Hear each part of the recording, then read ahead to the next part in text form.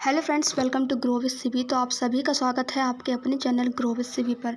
आज की वीडियो में जो हमारी क्लास है वो सीटेट पेपर 2 एसएसटी की 5th क्लास है। और आज हम देखने वाले हैं 12 जनवरी 2023 में जितने भी क्वेश्चन सीटेट पेपर 2 एसएसटी में पूछे गए थे वो सारे क्वेश्चंस कंटेंट के 40 क्वेश्चंस हम जल्दी देखेंगे। फटाफट सीरीज़ रहेगी ये हमारी, ठीक है।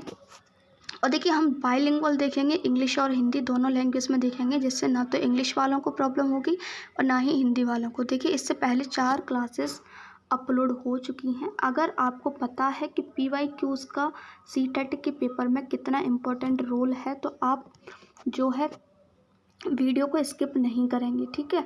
तो क्वेश्चंस को स्टार्ट करते हैं। फर्स्ट क्वेश्चन है हमारा, rules of the mahajanapadas collected regular taxes, यानी कि महाजनपदों के राजाओं ने नियमित रूप से कर वसूले। विच of the following were the sources of taxes, जो कर थे जिन्होंने कर वसूले थे उसके स्रोत क्या थे, तो आपको ये बताना है। देखिए चार ऑप्शंस दिए हुए हैं, आपको सही विकल्प का चयन करना है।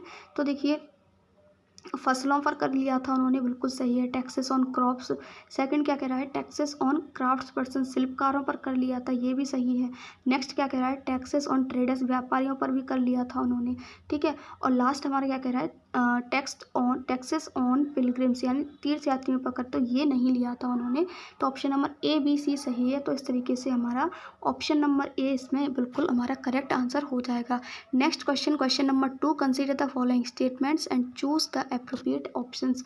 आपको एक सही कथन का चयन करना है। 2 कथन दिए हुए हैं, पहला पढ़ लेते हैं। Emperors needed more resources than kings, यानी कि सम्राटों को राजाओं की तुलना में ज़्यादा संसाधनों की आवश्यकता होती है, ज़्यादा संसाधनों की ज़रूरत होती है, ऐसा बोला जा रहा है। और दूसरा कथन क्या कह रहा है, emperors had a large number of officials who collected taxes, यानी कि सम्राटों के पास बड़ी संख्या में कर इकट्ठा करने वाले अधिकारी होते थे। तो देखिए दोनों ही कथन बिल्कुल सही है। यहाँ पर ऑप्शन नंबर C जो है हमारे यहाँ करेक्ट हो जाएगा। Both 1 and 2 are true and 1 and explains of 2। Next question number 3 क्या कह रहा है, which of the following is not part of Delhi सल्तनत। ये क्वेश्चन रिपीटेड है, याद रखना। निम्न में से कौन सा दिल्ली सल्तनत का भाग नहीं है। ऑप्शन नंबर B जो है यहाँ पर बिल्कुल करेक्ट हो जाएगा। मंगोल जो है, द मंगोल्स, ये क्या है, दिल्ली सल्तनत का भाग नहीं है। बाकी आपका राजपूत वंश, तुर्की शासक और सैयद वंश, ये तीनों ही दिल्ली सल्तनत के भाग हैं। अगर आपने दिल्ली सल्तनत के बारे में पढ़ा होगा तो आपको पता होगा। Question number 4, which of the following are technological and stylistic developments were noticeable from the 12th century, यानी कि 12वीं शताब्दी में प्रौद्योगिकी एवं शैली संबंधी दिखाई देने वाला परिवर्तन आपको बताना है, इनमें से कौन सा था, ठीक है। तो देखिए जो ऑप्शन नंबर A है ना, वही हमारा यहाँ पर बिल्कुल करेक्ट है। Arcuate and use of limestone cement, यानी कि चापाकार और चूना पत्थर सीमेंट का जो है उसमें प्रयोग किया गया था। नेक्स्ट क्वेश्चन नंबर 5, वही देखिए स्टेटमेंट वाले क्वेश्चन इसमें बहुत ज़्यादा इस मात्रा में पूछे जाते हैं।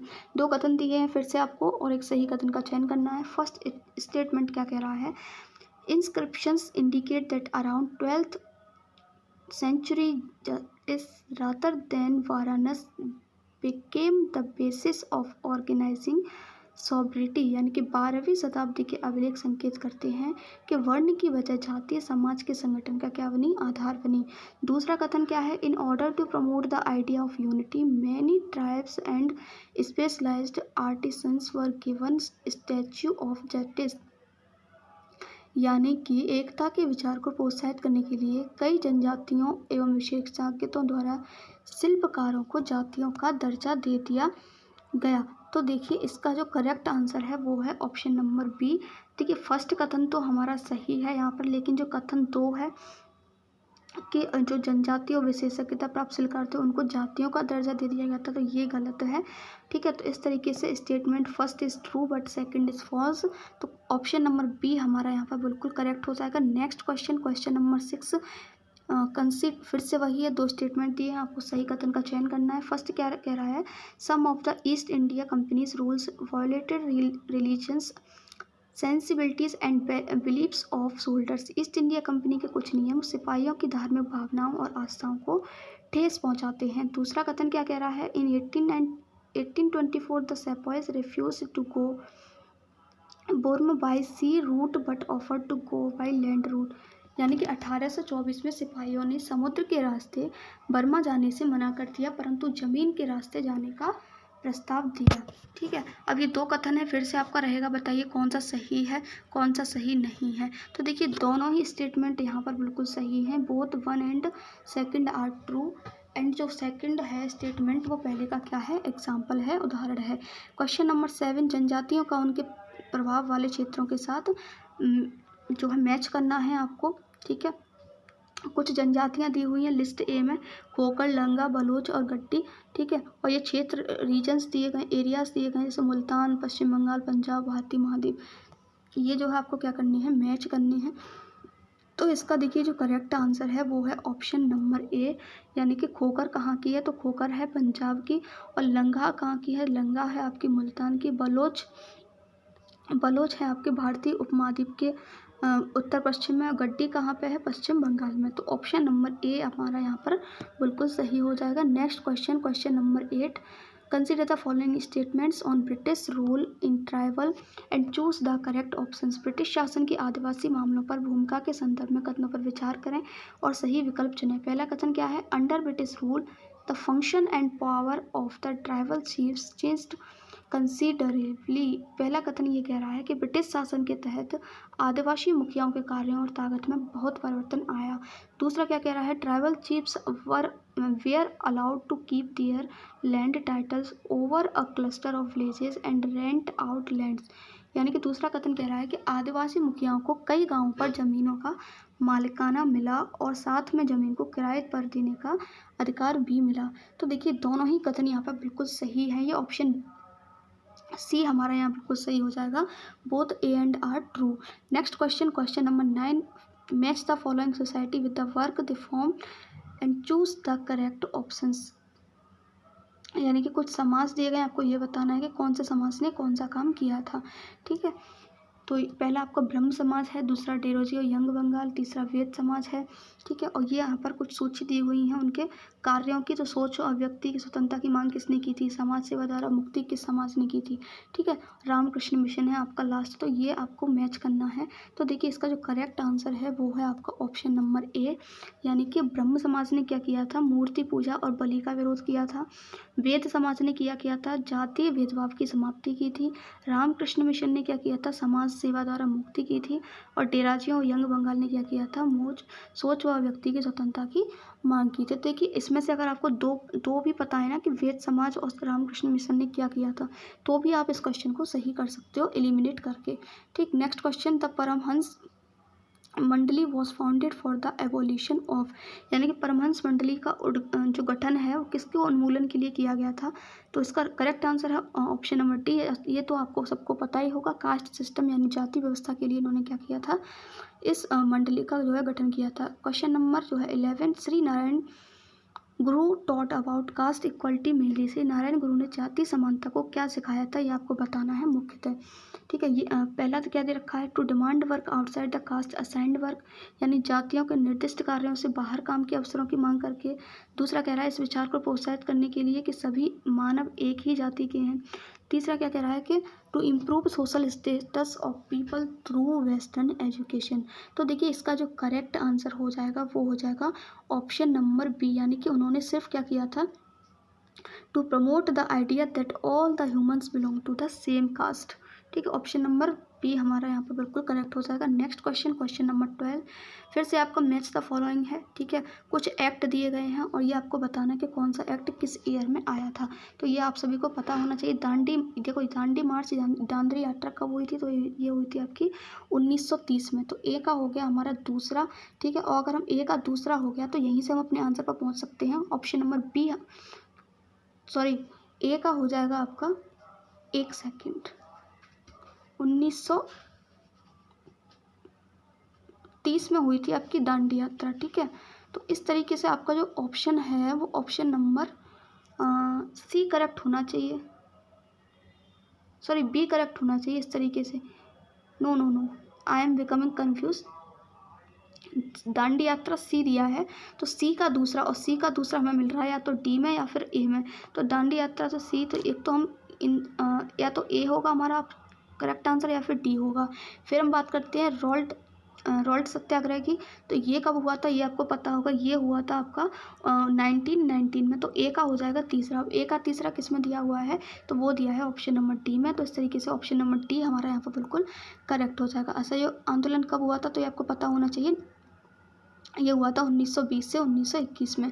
Next question, question number 13, by which one of the following act did the British provide provincial autonomy to Indians, यानी कि कौन से कानून द्वारा ब्रिटिशों ने भारतीयों की प्रांतीय स्वायत्तता दी। तो इसका जो करेक्ट आंसर है वो option number C, Government of India Act 1935 के द्वारा ब्रिटिशों ने भारतीयों की प्रांतीय स्वायत्तता दी। Next question, question number 14, question number 14 क्या कह रहा है, फिर से आपका दो स्टेटमेंट दिए गए हैं, सही कथन आपको चयन करना है।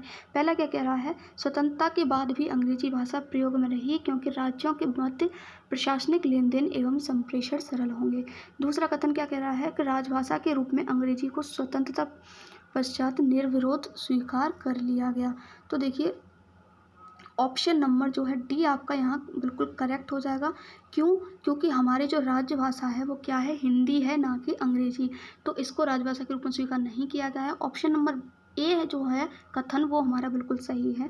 तो इस तरीके से हमारा ऑप्शन नंबर डी यहाँ पे बिल्कुल करेक्ट हो जाएगा। Next question, question number 15, as we move away from the sun in the solar system, सौर मंडल में जैसे जैसे हम सूर्य से दूर होते जाते हैं तो क्या होता है, तो इसका राइट आंसर है option number A, time taken to complete one orbit around sun by planets increases, यानी कि ग्रहों द्वारा सूर्य के चारों ओर एक परिक्रमण करने का समय क्या होता है, बढ़ जाता है। Question number 16, which longitude has been termed as standard meridian of time, यानी कि किस देशांतर को भारत के लिए मानक याम्योत्तर माना गया है। तो इसका करेक्ट आंसर है option number B, 82 degree 30 east. Next question, question number, आप देखिए यहाँ से आपका ये जो क्वेश्चन है ना, इससे और भी रिलेटेड आपके क्वेश्चन पूछे गए हैं कि आपको टाइम जो है कैलकुलेट करना होता है, ठीक है। क्वेश्चन नंबर 17 क्या कह रहा है, विच one of the following statement is associated with Andes mountains and great dividing range, यानी कि एंडीज पर्वत और ग्रेट डिवाइडिंग रेंज से संबंधित कथन आपको बताना है। तो ऑप्शन नंबर बी यहाँ पे सही है कि ये इन दोनों से ही क्या गुजरती है, मकर रेखा गुजरती है। Tropic of Capricorn passes through both the region. Next question, question number 18, कथन दिए गए हैं, आपको इन पर विचार करना है, कौन सा कथन सही है बताना है। पहला क्या कह रहा है, ग्लोब किसी देश के बारे में मानचित्रों की अपेक्षा ज़्यादा जानकारी देता है, यानी कि globe provides more information about a country than maps. Next क्या कह रहा है, बड़े क्षेत्र वाले भागों जैसे महाद्वीपों और देशों को छोटे पैमाने वाले मानचित्र पर दर्शाया जाता है। और लास्ट क्या कह रहा है, मानचित्र पर पठारों को दर्शाने के लिए केवल लाल रंग का प्रयोग किया जाता है। ये क्वेश्चन रिपीटेड है, ठीक है। अब देखिए ऑप्शन नंबर सी में ओनली आ गया कि ओनली लाल रंग का प्रयोग किया जाता, तो ये तो सही हो नहीं सकता, ठीक है। तो आपका जो स्टेटमेंट ए है कि मानचित्रों की अपेक्षा ग्लोब ज़्यादा जानकारी देता है, तो ये भी गलत है। मानचित्र से जानकारी हमें ज़्यादा मिलती है, ना कि ग्लोब से। तो इस तरीके से ऑप्शन नंबर बी हमारा यहाँ पर बिल्कुल करेक्ट हो जाएगा, only B. Next question, question number 19, in the biosphere living being are, यानी कि जैव मंडल में सभी जीव जंतु क्या होते हैं, तो करेक्ट ऑप्शन नंबर डी यहाँ पर बिल्कुल करेक्ट हो जाएगा, इंटर रिलेटेड होते हैं as well as interdependent on each other, एक दूसरे से परस्पर संबंधित होते हैं और निर्भर भी होते हैं।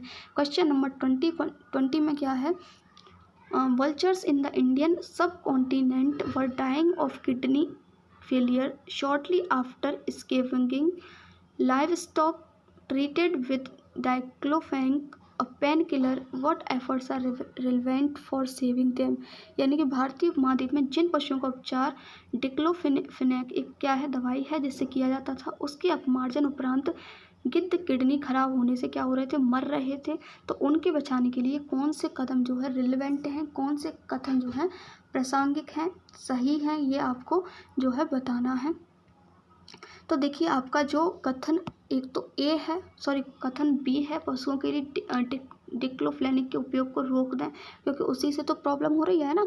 और एक ऑप्शन नंबर बी आपका यहाँ पर करेक्ट हो जाएगा, the breeding vultures in captivity, यानी कि आरक्षित स्थानों पर गिद्ध के प्रजनन का क्या करना, प्रयास करना। तो इस तरीके से हमारा ऑप्शन नंबर बी यहाँ पर बिल्कुल करेक्ट हो जाएगा। नेक्स्ट क्वेश्चन, क्वेश्चन नंबर 21 क्या कह रहा है, कंसीडर द फॉलोइंग स्टेटमेंट। फिर से आपको दो कथन दिए हैं, सही कथन चुनना है। सौर ऊर्जा को एक महत्वपूर्ण नवीनीकरण संसाधन के रूप में देखा जाता है, ठीक है, तो ये बिल्कुल सही बात है।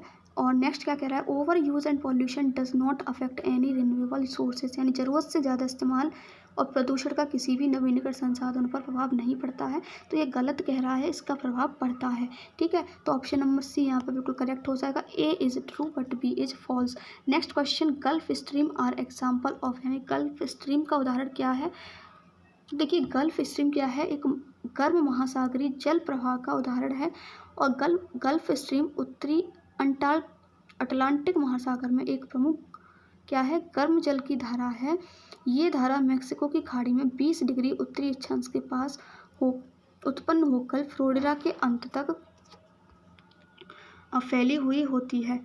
आयोग ने जो है इस क्वेश्चन का जो देखिए सही आंसर माना है, जो सीटेट ने, वो माना है ऑप्शन नंबर सी, महासागरीय धाराओं का। लेकिन इस हिसाब से जो है अगर आपने गल्फ स्ट्रीम के बारे में पढ़ा होगा तो इसका जो करेक्ट आंसर होना चाहिए वो ऑप्शन नंबर ए होना चाहिए, ठीक है। नेक्स्ट क्वेश्चन, क्वेश्चन नंबर 23 देख लेते हैं।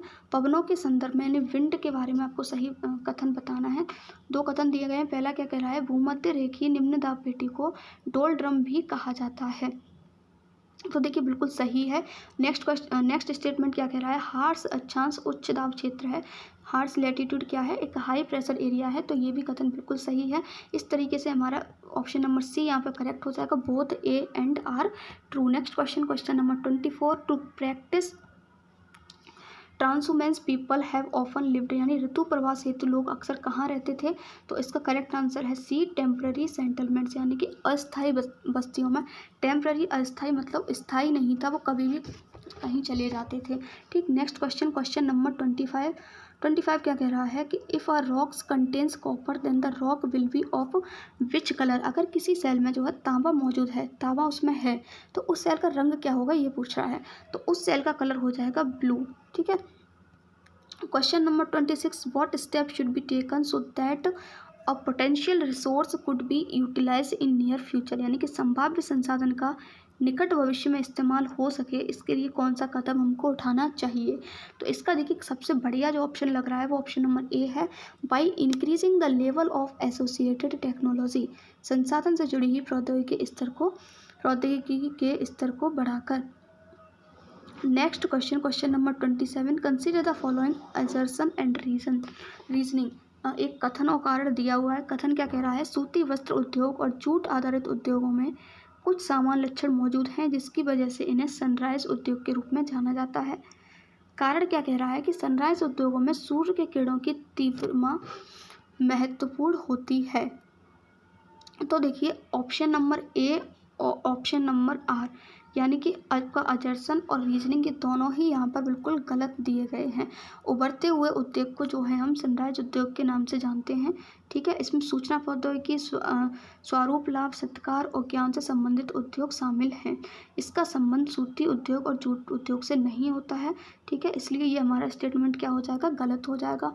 और इस उद्योग में क्या होता है, सूर्य के किरणों की महत्वपूर्ण भूमिका होती है, ये भी सही नहीं है, ठीक है। नेक्स्ट क्वेश्चन, क्वेश्चन नंबर आपका 29 क्या है, what translated our national anthem from Bengali to Hindi, यानी कि हमारा जो राष्ट्रगान है उसको बंगाली से हिंदी में किसने अनुवाद किया था। आई होप कि इस क्वेश्चन का आंसर तो जो है सभी को पता होगा कि जो पहले तो सबसे पहली बात कि राष्ट्रगान को लिखा किसने था, तो वो लिखा था रविंद्रनाथ टैगोर ने। और किस में लिखा था, जनगण मन को बंगाली भाषा में लिखा था, ठीक है। और इसको जो हिंदी में कन्वर्ट किया था, ठीक है, वो किया था आपका, देखिए मैं पहले आपको यहाँ से बता दूं कि इसका संस्कृत निष्ठ बांग्ला से हिंदी में अनुवाद सुभाष चंद्र बोस ने करवाया था, ठीक है। लेकिन जो सीबीएसई है ना, उसने इसका आंसर माना है ऑप्शन नंबर ए रविन्द्रनाथ टैगोर। अब पता नहीं उसने ऑप्शन नंबर ए कैसे सही मान लिया, लेकिन अगर आपको पता है तो इसका ऑप्शन नंबर डी यहाँ पर बिल्कुल करेक्ट होना चाहिए, Subhash Chandra Bose. Next question, question number 29, which of the following is an example of discrimination not diversity.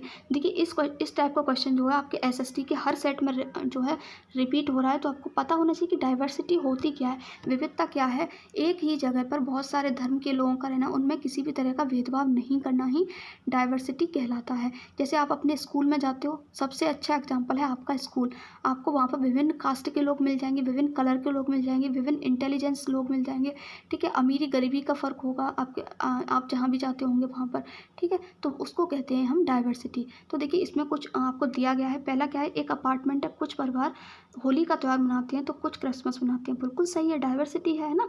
और दूसरा क्या कह रहा है, एक स्कूल में बच्चे कुर्सियाँ पर बैठती हैं और कुछ को जो है ज़मीन पर बिठाया जाता है, ठीक है। तो ये हमारा गलत हो जाएगा। नेक्स्ट क्या कह रहा है, एक बाजार में कुछ विक्रेता मछली बेचते हैं तो कुछ फल, सही बात है, डाइवर्सिटी है भाई। कोई किसी से हम फल लेके आएंगे, किसी से मछली लेकर आएंगे, किसी से कुछ और लेके आएंगे ना। एक गली में कुछ घर सफ़ेद रंग के हैं तो कुछ पीले, तो ए सी डी तो हमारा डाइवर्सिटी का एग्जाम्पल है। और जो नहीं है वो है ऑप्शन नंबर बी, तो ऑप्शन नंबर बी हमारा यहाँ पर बिल्कुल करेक्ट हो जाएगा। Next question, question number 30, who appointed the chief minister of state. एक मुख्यमंत्री की नियुक्ति कौन करता है, ये आपको पता होना चाहिए। इसका करेक्ट आंसर है गवर्नर ऑफ द स्टेट, राज्य का राज्यपाल। किस अनुच्छेद के किस आर्टिकल के अनुसार करता है, ये भी आपको पता होना चाहिए, आर्टिकल 164 के अकॉर्डिंग। क्वेश्चन नंबर 31, कौन सा कथन भारत में नगर प्रशासन के बारे में सही नहीं है, यानी कि अर्बन एडमिनिस्ट्रेशन इन इंडिया के बारे में करेक्ट नहीं है, वो स्टेटमेंट आपको बताना है। तो ऑप्शन नंबर बी सही हो जाएगा, big cities have municipal councils, यानी बड़े शहरों में नगर पालिकाएँ होती हैं। Question number 32, which among the following would be called self employed, यानी कि निम्न में से कौन स्वरोजगार में संलग्न है। देखिए स्वरोजगार का मतलब क्या होगा, स्व मीन्स अपना, यानी कि अपने लिए रोजगार का सृजन करना, ना कि दूसरों के लिए, ठीक है। तो इसका जो 4 स्टेटमेंट दिए गए हैं, एक कपड़े के कारखाने में काम करने वाला श्रमिक, तो वो तो दूसरों के लिए काम कर रहा है ना, किसी और व्यापारी के लिए बना रहा है कपड़े, फिर उसको थ्रू पैसे मिल रहे हैं। दूसरा क्या है, एक सौंदर्य प्रसाधन ब्रांड की विक्रेता, तो वो भी उसके लिए काम कर रही है, जो ब्रांड है उसके लिए। तीसरा क्या है, एक रिक्शा चलाने वाला, ठीक है। तो यही हमारा बिल्कुल करेक्ट हो जाएगा। वो क्या कर रहा है, रिक्शा अपने लिए चला रहा है, ना कि किसी और के लिए। उस रिक्शे से उसे जितने भी पैसे मिलेंगे उसे ही मिलेंगे, ठीक। तो next question, question number 33, Rajiv के पास 15 एकड़ क्या है, उर्वर जमीन है, उसे 1 लाख का ऋण बीज खरीदने के लिए सरकार बैंक से पैसा मिला, वह किस परिवार से है। तो देखिए जो ऋण मिलते हैं वो किसको मिलते हैं, ज़्यादातर बड़े किसानों के मिलते हैं। बड़े किसान क्यों है वो, क्योंकि उसके पास 15 एकड़ क्या है, ज़मीन है, जिसके लिए उसे क्या मिला है, 1 लाख रुपए का ऋण मिला है, ठीक है। नेक्स्ट क्वेश्चन, क्वेश्चन नंबर 34, निम्न में से किस वर्ग के लिए संसद में आरक्षण की मांग लंबे समय से चलती आ रही है, यानी कि a long standing demand has continued for reservation in parliament for which of the following categories. अनुसूचित जातियों के लिए, या अनुसूचित जनजातियों के लिए, या फिर एंग्लो इंडियन समुदाय के लिए, या फिर वुमन यानी कि महिलाओं के लिए। तो देखिए इसका जो करेक्ट आंसर है वो ऑप्शन नंबर डी है।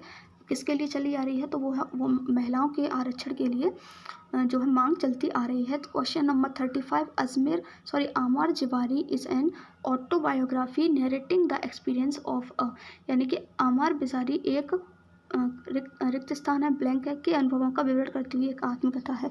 किसका वर्णन करती है, तो ये एक वर्णन करती है हाउस वाइफ यानी कि गृहिणी का। नेक्स्ट क्वेश्चन नंबर 36, उच्चतम न्यायालय ने यानी हाई कोर्ट ने किस फंडामेंटल राइट यानी कि किस मौलिक अधिकार का विस्तार करते हुए जीविका के अधिकार को उसका एक अंग बताया है। तो इसका करेक्ट आंसर है राइट टू लाइफ, यानी कि जीवन का अधिकार ही क्या है, जीविका के अधिकार में शामिल इसको किया गया है। किसके तहत, तो अनुच्छेद 21 के तहत।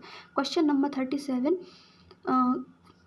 निम्न में से कौन कौन से भारतीय संविधान के वैध कार्य हैं, यानी कि इंडियन कॉन्स्टिट्यूशन के वैलिड फंक्शन बताने हैं। 3 कथन आपको दिए गए हैं। It generated a degree at trust that is required for different kind of people to live together. ये कुछ हद तक विश्वास पैदा करता है जो कि विभिन्न प्रकार के लोगों के साथ साथ रहने के लिए आवश्यक है। तो नेक्स्ट क्या कह रहा है, यह उल्लेख करता है कि सरकार का गठन के कैसे होगा, किस तरीके से होगा। लास्ट क्या कह रहा है, यह व्यक्त करता है कि कौन कैसे किस आस्था का पालन करेगा। तो देखिए कथन बी और ए यहाँ पे हमारा करेक्ट है, सी कथन हमारा गलत है। तो ऑप्शन नंबर जो है ए हमारा यहाँ पे बिल्कुल करेक्ट हो जाएगा, only A and B. Next question number 38, निम्न में से कौन सा घरेलू हिंसा से महिलाओं का संरक्षण अधिनियम 2005 से संबंधित नहीं है। ठीक है, तो 2005 आपको बताना है, which is not related to the protection of woman from domestic violence act 2005।